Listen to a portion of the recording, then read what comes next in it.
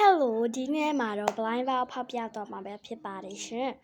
blind box ခု blind box ပြပါမယ်ဒီမှာခြေထောက်နဲ့ဒီထဲမှာပါတဲ့ဟာတွေကိုခြေထောက်နဲ့ထည့်ပြီးတော့ခုနလေးမှာထားထားမယ်ပေါ့နော်သူကရင်မွေးပုံစံလေးပါဒီပုံစံလေးဖြစ်ပါတယ်ဒီထဲမှာဆိုရင်အကောင့်သေးသေးလေးတွေကရွေးစရာ3ခုပါတယ်ဒါလေးရဲ့ဟိုဘက်မှာ secret ပေါက်မယ်လို့မမျှော်လင့်ဘူး secret ပေါက်ချင်တာ please ဒီတစ်ခါပဲ secret လေးပေါက်ပြပါပြီးရင်ဒီနှစ်ခုတည်းက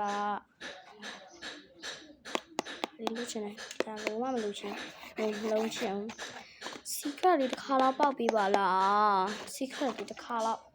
ပေါက်ပြီနော်ပေါက်ပြီရှင်းအောင်လေးထည့်မယ်ပြားကြီးအဲ့ဆိုလောဆယ်ဒီဟာလေးကြည့်လိုက်မယ်ဘာလေးလဲတကယ်ချင်းတော့ဘာလေးလဲမြင်လိုက်လားဒီထဲမှာ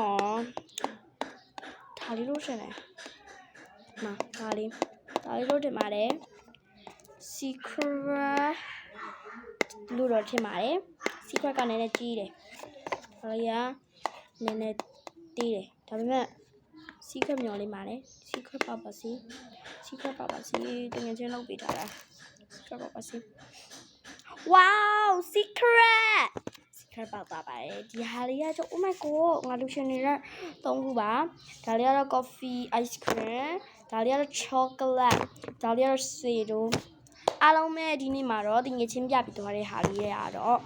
ဒီ blind box ရင်ွေး blind box ဖြစ်ပါတယ်ဒီမှာကြည့်ဒီရုပ်လေးပါတယ်ဒီ sticker ပါတယ်စတစ်ကာတော့မဟုတ်ပေါင်းနေတဲ့ဟာတွေပေါ့နော်အဲ့အရမ်းမိုက်တယ်အမတော့ကြိုက်ပါပါတယ်ရှင်တို့တော့ကြိုက်မကြိုက်တော့မသိပါဘူးအဲ့တော့